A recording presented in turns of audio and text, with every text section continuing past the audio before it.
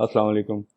तो आज की इस एक छोटी सी वीडियो में हम डिस्कस करेंगे अमेज़ॉन यूके की कैलकुलेशंस के हवाले से। बहुत सारे लोगों को जो है वो वैट के हवाले से परेशानी आती है और उनको समझ नहीं आता कि वैट की कैलकुलेशंस जो है वो किस तरह से होंगी।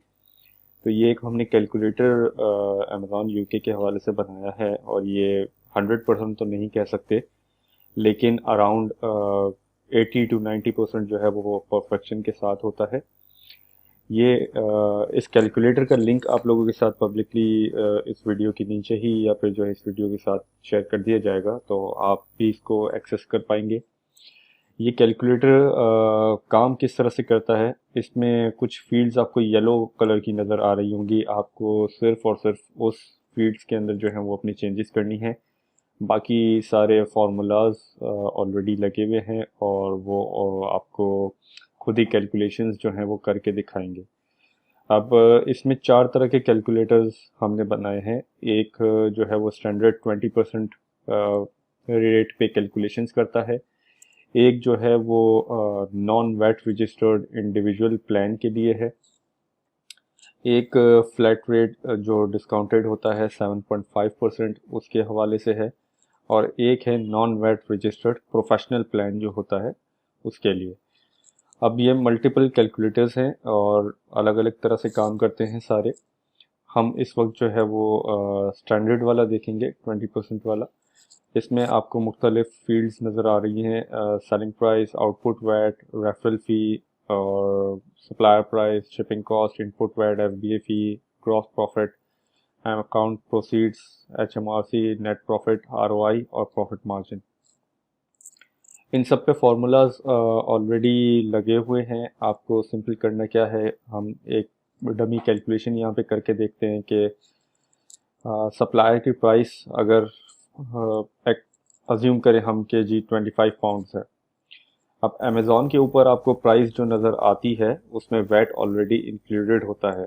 ठीक है, लाइक 25 पाउंड्स की अगर सेल हो रही है आइटम तो उसमें 20% वैट इंक्लूडेड है।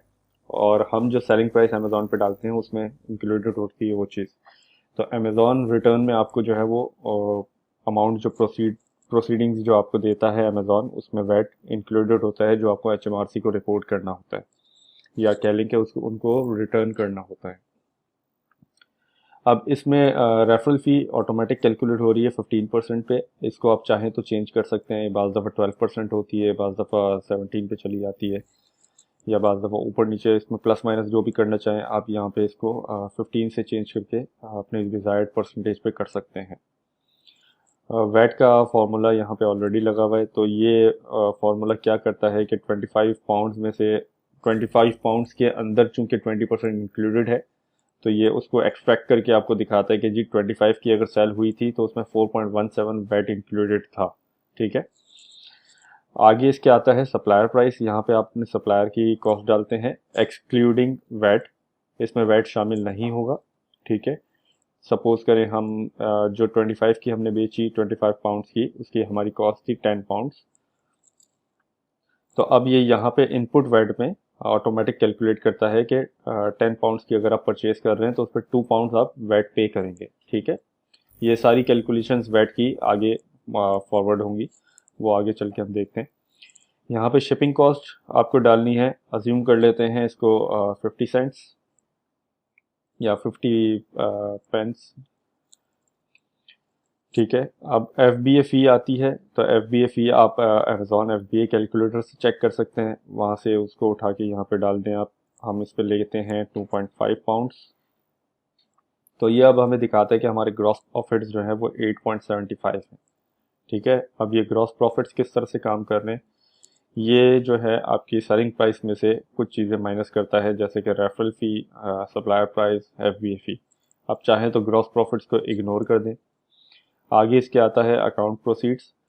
ये वो अमाउंट है जो आफ्टर सेलिंग सेलिंग प्राइस में से अमेज़ॉन जब रेफरल फ़ी और एफ बी ए फ़ी काटेगा उसके बाद आपको अमाउंट जो है वो ये ट्रांसफ़र होगी, मतलब आपके अकाउंट में ट्रांसफ़र होगी ये अमाउंट। ठीक है, उसके बाद आता है एक एच एम आर सी का कॉलम। इस कॉलम में हो क्या रहा है, इस कॉलम में ये हो रहा है कि सिंपल सा जो है वो £2 आपने ऑलरेडी पे किया था, उसमें जो है वो टोटल आपका सेलिंग प्राइस पे बना 4.17, तो ये लेस हो रहा है उसमें से 4.17 में से जो है वो 2 लेस हो गया, तो रिमेनिंग आपका 2.17 बचा, जो आप HMRC को रिपोर्ट करेंगे, मतलब रिटर्न करेंगे आप, क्योंकि आपने 4.1 कलेक्ट किया कस्टमर से ऑलरेडी। आप अपफ्रंट जो पे कर चुके थे वो £2 पे कर चुके थे, और उसमें से 2.17 बचा जो अब आप HMRC को वापस देंगे। ठीक है, तो अब ये यहाँ पे आपके पास आ जाता है नेट प्रॉफिट। अब नेट प्रॉफिट जो है वो सिंपल ये सारी चीज़ें माइनस करता है। अकाउंट प्रोसीड्स में से आउटपुट वैट और सप्लायर प्राइस, शिपिंग कॉस्ट, ये माइनस होंगी, तो आपके पास आ जाएगा नेट प्रॉफिट। तो ये एक सिंपल से कैलकुलेटर हमने बनाया है। ROI जो है वो कैलकुलेट हो रही है आगे, प्रॉफिट डिवाइड बाय कॉस्ट, और उसके बाद प्रॉफिट मार्जिन है जो कि चलता है प्रॉफिट ऑन और सेलिंग प्राइस के ऊपर।